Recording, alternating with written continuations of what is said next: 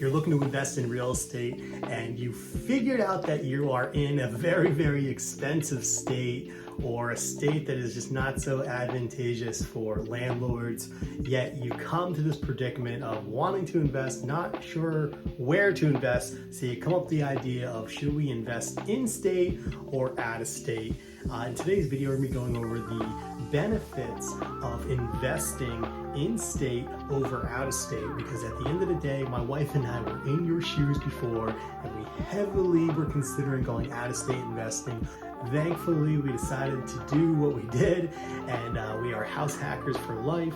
And now we're here to help reduce and remove the failure rate of new house hackers coming in today's market. So if you're looking to purchase an investment property and you're not sure which direction you want to go, out of state or in state, this is the perfect video for you. Stick around to the end on this one because you're going to want to hear all of these tips and tricks.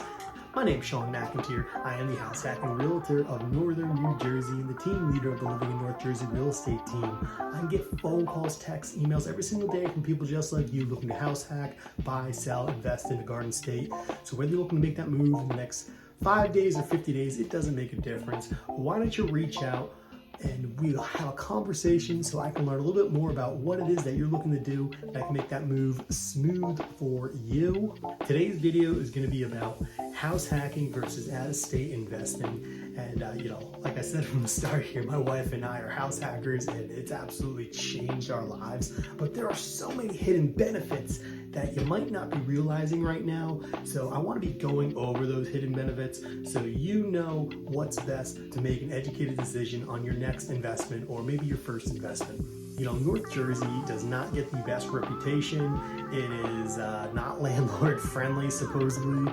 It's high taxes, yeah, and the properties are very expensive. So right off the bat, let's debunk a couple of those things, because you probably might be in a similar state, whether it's California, New York, or somewhere else where you have these high taxes and high property prices. You probably can get around a lot of this stuff. I'll say in Northern New Jersey, number one, the biggest thing is the fact that we have high prices, but we still have very, very, very high rents, actually some of the highest in the nation. So at the end of the day, it's like, yeah, okay, the property might cost a little bit more money, but you're gonna be getting those rents to supplement it. Landlording laws, yeah, okay, not the best in our state.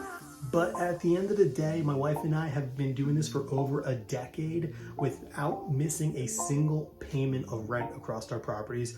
So we're either very, very lucky, or we have ways of maybe hacking that as well. Happy to share that with you. Why don't you drop a comment below if you want to learn a little bit more about how you can collect every single payment of rent on your personal property. Focusing a little bit more on the out-of-state side of things. Biggest thing with this is, when you look at the house hacking perspective to an investment, straight up investing process, it really comes down to the down payments, the owner-occupied loans. They're absolutely crucial in this whole process.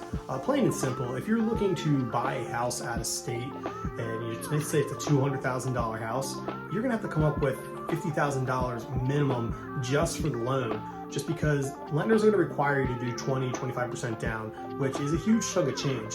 Whereas, I kid you not, our very first investment property, we ended up putting down $50,000 in a $500,000 house. We actually could have done 5% down, which would have been even less. So we could put $25,000 down, but we wanted to get a little better of a rate, so we put $50,000 down. You can do as little as 3.5%, some cases 0%, but definitely that 5% down in most cases you can use. So when you're looking at $1 million property, you're getting as much money down as a $200,000 property, because $50,000 is 5% of $1 million. $50,000 is 25% of 200,000. So when you're looking to purchase a property, the amount of liquid cash needed to acquire when you're house hacking is substantially less.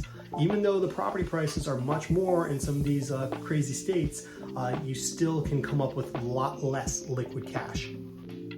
Why is the down payment so crucial? Plain and simple. Let's break down some numbers here. Let's assume that you're making $100,000 a year. third of that is going to go out to the government for taxes. We can't avoid that one, whether it's Social Security, federal income tax, all that kind of stuff. And then let's say a third of it goes to your living expenses. So you're going to be looking at, you need a place to rent, you own a car, you have to eat, things like that. And then a third is going to go to miscellaneous. The miscellaneous is really going to be the bulk of where you're saving from. So let's assume that's around that $30,000, $35,000 marker. Now it's just a matter of how long does it take for you to get to that $50,000 marker.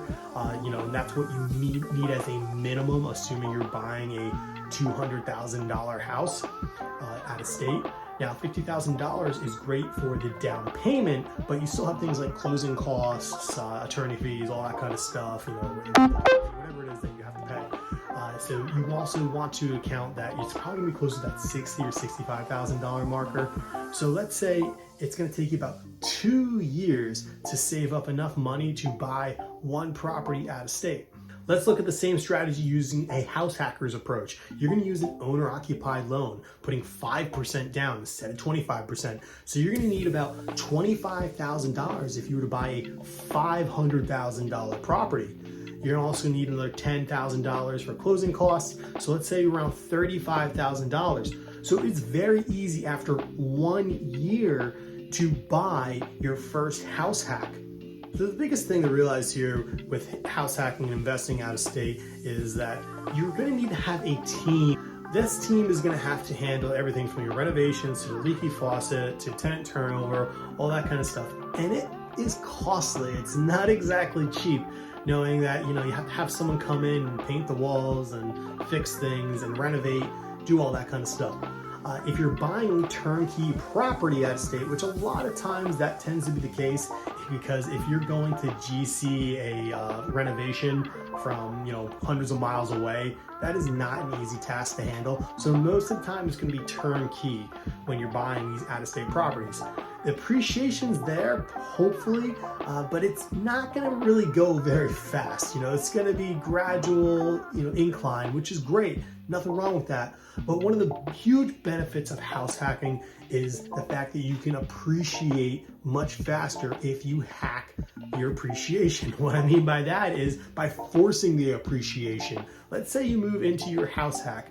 You now have something that needs a little bit of work. All of a sudden, you get the one unit rented, you're collecting some income, which is awesome, and then you renovate the unit that you're living in. So in that same 1 year period where you now have to save, your income, you have a tenant that's paying the bulk of your mortgage. So maybe you are paying a little bit towards the house hack, but you're still saving the bulk. You're also putting money into your house hack. Maybe you're updating a kitchen, updating a bathroom, whatever it is, you're making that property much nicer. All of a sudden, a year from now, you go and you get an appraisal on the property, you increase the value. Now, because you are owner occupying this home, you have the option to having a home equity line of credit. The reason I know this is the fact my wife and I did this, where we literally were able to get tens of thousands of dollars back just because we were owner occupying the property. What does that mean? It means buying the next property is so much easier because you were able to get these owner-occupied type loans. Investment properties is very, very tough, near impossible to get a home equity line of credit because the bank looks at you as an investor. When you're living in the property, the bank looks at you as a homeowner, so they're going to be more favorable, giving you beneficial lending. What's important to understand here is getting to property number 2 is much, much easier when you're house hacking because you're forcing the appreciation, you're getting awesome lending, and you can get more liquid cash faster because at the end of the day, you don't have to just keep working and saving. Whereas with the out-of-state investing, that's really the only strategy you have is work in order to save. Not exactly easy. Okay, so you don't miss out on future videos, make sure you click subscribe so you can be the first to know about house hacking and everything happening in northern New Jersey. You're always going to need a place to live. You're going to need a place to call home. So why not have that home be a multifamily in a market where you can get extremely high rents, attract quality tenants, and not have to worry about paying the bulk of the mortgage out of your pocket. My wife and I had to do that, where I kid you not, our very first property was a single family home, and we knew that we had to work every day in order to pay mortgage, essentially being a victim of our house, because the day we did not work means we could not pay our mortgage. So we ended up selling that property, moved back with my parents, bought a duplex, and we've been house hacking ever since, and it's absolutely changed our lives.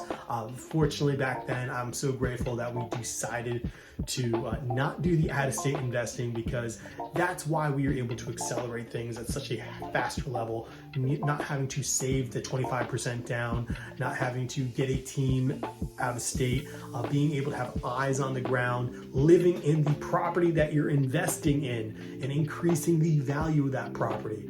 What's been so magical on this whole journey is the appreciation of the property itself, the increase of rents. It's been absolutely life-changing. For more information about house hacking, make sure to reach out. I'm always happy to have a conversation so I can make that house hack smooth for you. And I want to make sure to reduce and remove the failure rate of new house hackers coming in today's market.